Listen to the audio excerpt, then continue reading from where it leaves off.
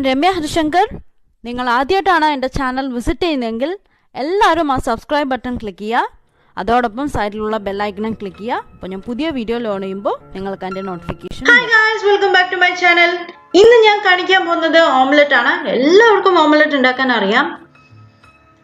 ഞാൻ ഇവിടെ കാണിക്കുന്ന ഓംലെറ്റ് എൻ്റെ വീട്ടിൽ വർഷങ്ങളായിട്ട് അമ്മയായാലും അമ്മമ്മയായാലും ഉള്ളിമുളകും ഉപയോഗിച്ചിട്ടാണ് എൻ്റെ വീട്ടിൽ ഓംലെറ്റ് ഉണ്ടാക്കുന്നത്. അപ്പോൾ ആ രീതിയാണ് ഞാൻ ഇന്ന് കാണിച്ചു തരുന്നത്. അപ്പോൾ ഉള്ളിമുളക് ഉണ്ടാക്കുന്ന വീഡിയോ ഞാൻ ഓൾറെഡി കാണിച്ചു തന്നിട്ടുണ്ടായിരുന്നു കേട്ടോ. അപ്പോൾ വീഡിയോ കണ്ടിട്ടില്ലെങ്കിൽ ആ ലിങ്ക് ക്ലിക്ക് ചെയ്തോളൂ. ഇപ്പോൾ മേലെ തെളിഞ്ഞു വരുന്നുണ്ട്. അപ്പോൾ ഞാൻ ഇവിടെ ഒരു 4 ചെറിയ ഉള്ളി കുഞ്ഞു കുഞ്ഞായി മുറിച്ച് വെച്ചിട്ടുണ്ട്. അതൊരു കുഞ്ഞു ബൗളിലോട്ട് ആഡ് ചെയ്ത് കൊടുത്തു. നമുക്ക് ആദ്യം മുട്ടയൊന്ന് ബീറ്റ് ചെയ്തെടുക്കണം. അതിന് വേണ്ടിയിട്ടാണ്. അതിലോട്ട് 1 സ്പൂൺ ഉള്ളിമുളകും ആഡ് ചെയ്ത് കൊടുത്തു. ഉള്ളിമുളക് ഉണ്ടാക്കുന്ന വീഡിയോ ഓൾറെഡി ഷെയർ ചെയ്തിട്ടുണ്ട്. കണ്ടില്ലെങ്കിൽ ഒന്ന് കണ്ടോളൂ.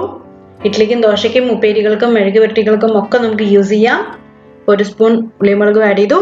ഇനി നമുക്ക് ഇതിലോട്ട് ഞാൻ 1 സ്പൂൺ അല്ലെങ്കിൽ 1.5 സ്പൂൺ ചോറ്, വേവിച്ച ചോറ് ആഡ് ചെയ്ത് കൊടുക്കുകയാണ്.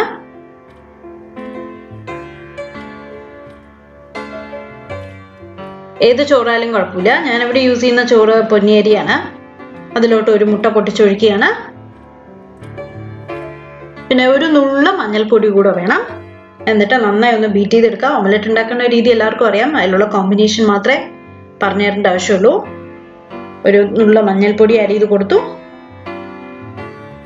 എന്നിട്ട് നന്നായി ഒന്ന് ബീറ്റ് ചെയ്തെടുക്കുക.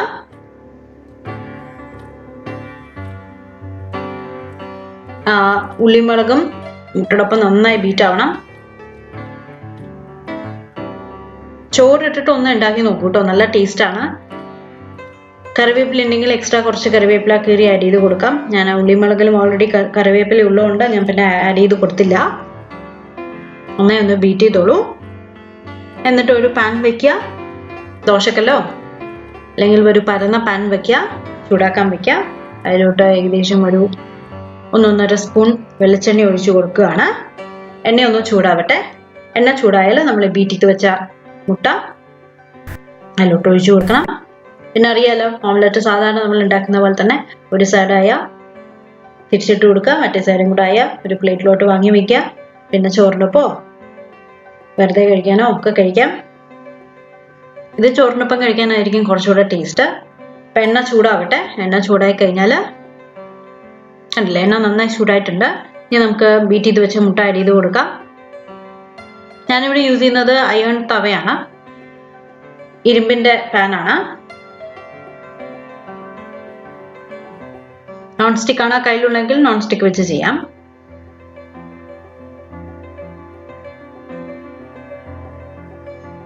ഈ ഒരു സൈഡ് ആവട്ടെ. നന്നായി കുക്കായി വന്നാൽ നമുക്ക് തിരിച്ചിട്ട് കൊടുക്കാം. 1-2 മിനിറ്റ് മതി. പാൻ നല്ലോണം ചൂടായിട്ടുണ്ട്. അപ്പോൾ ഞാൻ ലോ ഫ്ലെയിമിലേക്ക് ആക്കി വെച്ചു. ഞാൻ ഉള്ളിമുളകിലും ഉപ്പുള്ളതുകൊണ്ട് എക്സ്ട്രാ ഞാൻ ഉപ്പൊന്നും ആഡ് ചെയ്ത് കൊടുത്തിട്ടില്ല. അപ്പോൾ ഉപ്പ് വേണമെങ്കിൽ ആഡ് ചെയ്ത് കൊടുത്തോളൂ.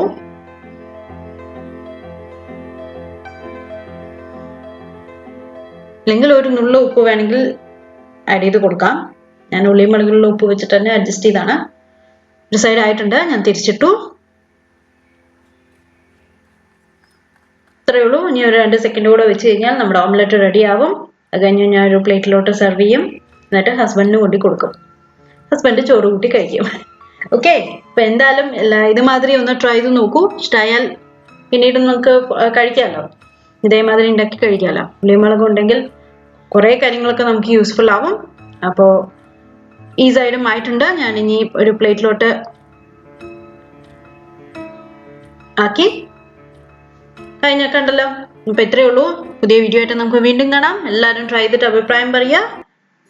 ബൈ.